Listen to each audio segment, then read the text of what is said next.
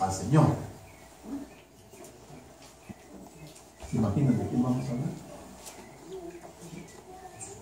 Un voto de castidad. Daniel. Y de servicio al Señor. Es una mujer. Bueno, ahorita le digo. Encontramos en el primer libro, la primera carta de Pablo a los Corintios, en el capítulo 1, este versículo que nos dice: pues mirad, hermanos, se está refiriendo a los hermanos, vuestra vocación. Que miremos nuestra vocación. Que no sois muchos sabios según la carne, ni muchos poderosos, ni muchos nobles.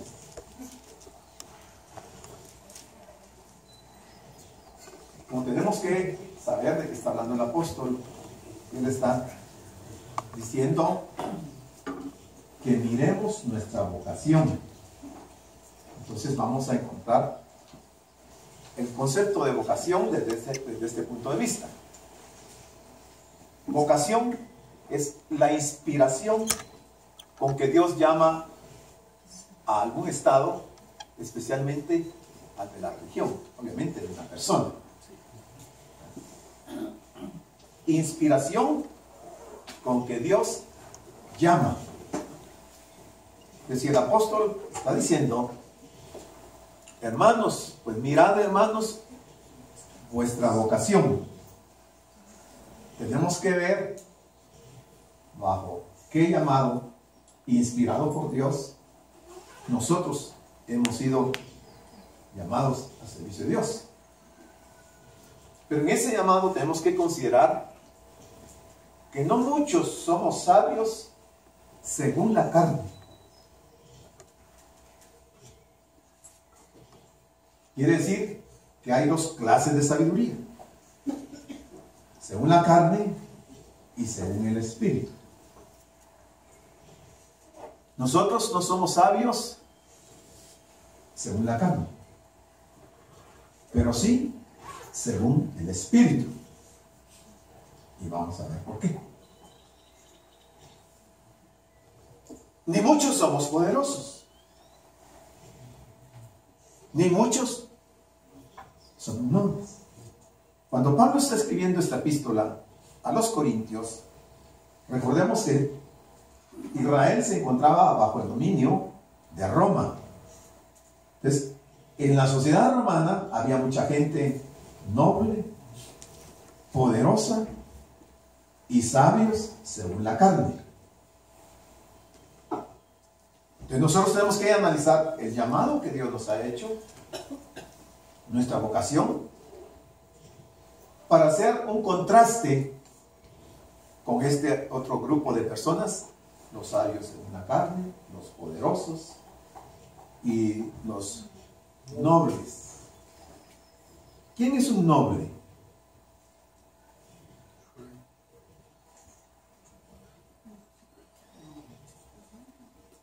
Noble es el dicho de una persona o de sus parientes que por herencia o por concesión del soberano posee algún título de reino. El rey de este reino. En este caso, estamos en el contexto histórico de Israel en tiempo de Roma, ¿verdad? Y los hermanos que estaban en Corinto, no muchos, es decir, que algunos sí eran nobles. Había gente noble dentro del pueblo de Israel, pero no muchos.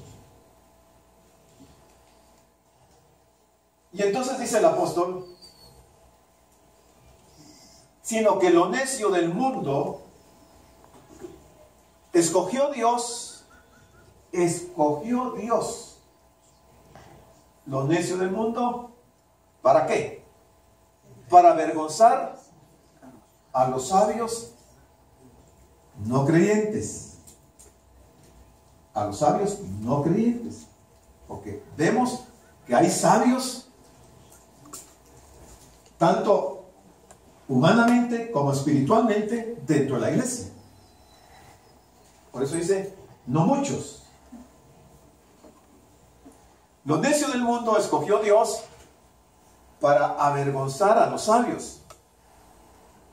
Y lo débil del mundo escogió Dios, nuevamente la palabra escoger, para avergonzar a lo fuerte.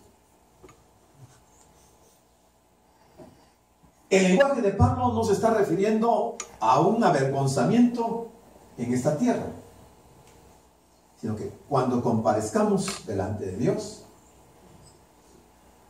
nosotros no vamos a ser avergonzados por Dios.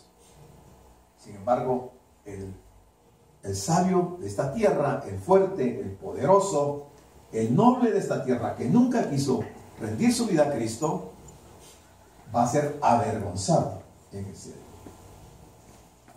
Dice que Dios, que el Señor, confesará nuestro nombre delante de Dios, de su Padre, en aquel día. Nuestro nombre.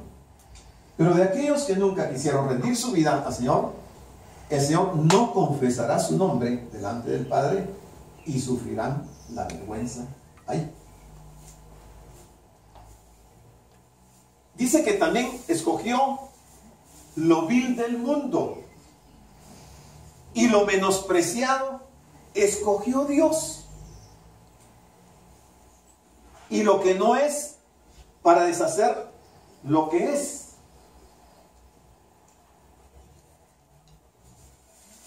Que es vil.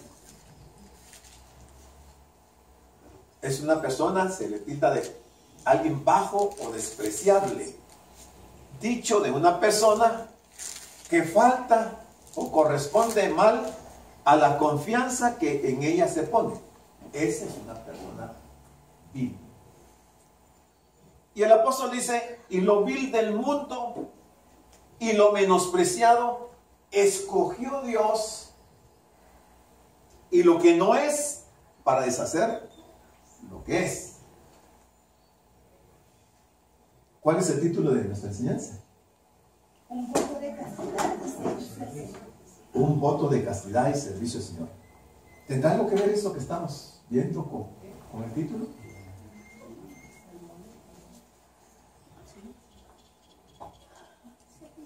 Dice, a fin de que nadie se jacte en su presencia.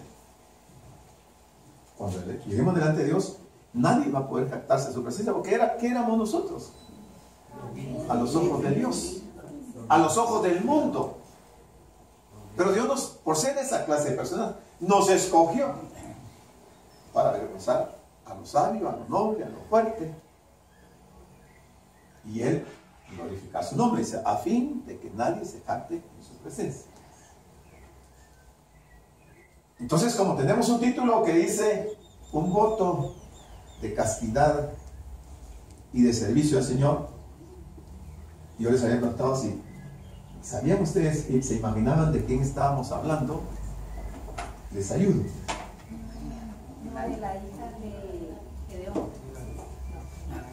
La hija de Jefté. La hija de Jefté. No es María, la hermana de Moisés. La hija de Jefté. Y vamos, y pónganle atención porque aquí hay una controversia bien fuerte con respecto a esta historia. Y hay dos corrientes, pero la que más se propaga es la menos indicada. Y vamos a ver por qué. Jefté fue uno de los jueces del pueblo de Israel. Su nombre quiere decir Dios libera, Dios libera. Fue el 9º juez de Israel y gobernó por un periodo de 6 años. Jefté. Era miembro de la tribu de Gad, una de las tribus de Israel. Mire este punto. Hijo de Galaad y de una ramera. Qué terrible, ¿eh? Miren desde cuándo la prostitución se viene dando y cómo gente del pueblo de Dios se inmiscuía o practicaba la relación sexual con mujeres rameras. Galaad se relacionó con una ramera y producto de esa relación nació Jefté. Por su misma condición o por sus ancestros, en este caso su madre, él fue desheredado y expulsado por sus medio hermanos. Tuvo que exiliarse por esta razón y llegó a ser líder de un grupo despreciado y rechazado. Pero fue un hombre de fe, esforzado y valiente. Un hombre de fe, esforzado y valiente. El hijo de la ramera. Quizás a nosotros nos ha tocado la experiencia, alguna experiencia similar, y no sé cómo ha sido nuestra conducta con ese medio hermano que hemos tenido, pero aquí la historia bíblica nos va a hablar, y por eso al principio les puse los pasajes de 1 Corintios capítulo 1 para ver lo que Dios usa y cómo Él glorifica su nombre. Y entonces miremos el texto de Jueces. Dice 1 Corintios 1:28: lo vil del mundo y lo menospreciado escogió Dios, y lo que no es, para deshacer lo que es. Un hombre, hijo de la ramera. Bueno, ahora sí, vamos al texto. Capítulo 11 de Jueces, versículo 1, dice: Jefté, galaadita, era esforzado y valeroso. Era hijo de una mujer ramera.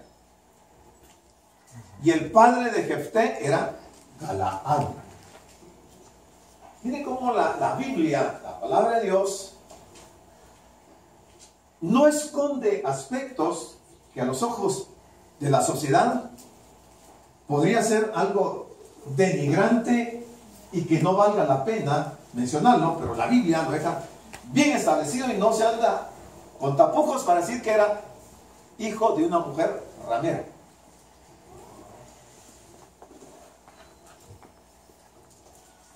A diferencia de Gedeón, que ya lo vimos, quien recibió el llamado directamente del Señor, Jefté fue llamado por los líderes de Galaad. No obstante, el Señor lo llenó con el poder de su Espíritu Santo. Eso lo vamos a ver cuando lleguemos al versículo 29 del capítulo 11. Lo que Dios no hizo con los otros hijos de Galaad, los hijos de matrimonio, lo hizo con el hijo fuera de casa. Y Dios lo llenó de su poder con su Espíritu Santo. Lo que no hizo ni con Galaad, ni con la esposa de Galaad, ni con los hijos de Galaad y su esposa legítima, lo hizo con un hijo fuera del hogar.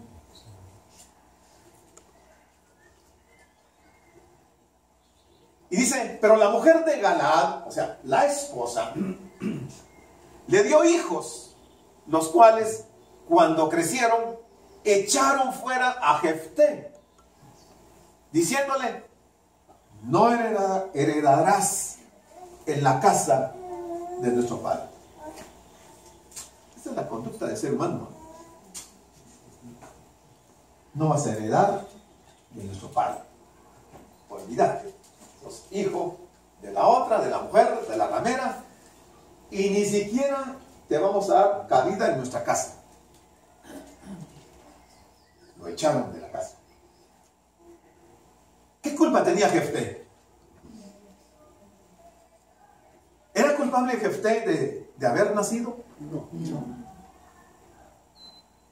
¿Merecía Jefté que sus hermanos lo despreciaran y lo echaran de la casa?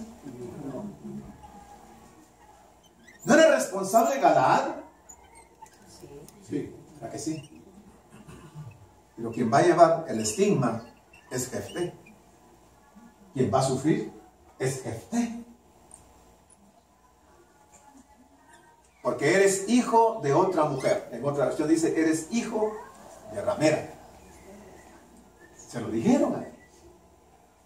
¿Cómo se pudo haber sentido Jefté, ya adolescente, y que ahora sus medios hermanos le dijeran, eres hijo de una ramera? Una ofensa muy fuerte.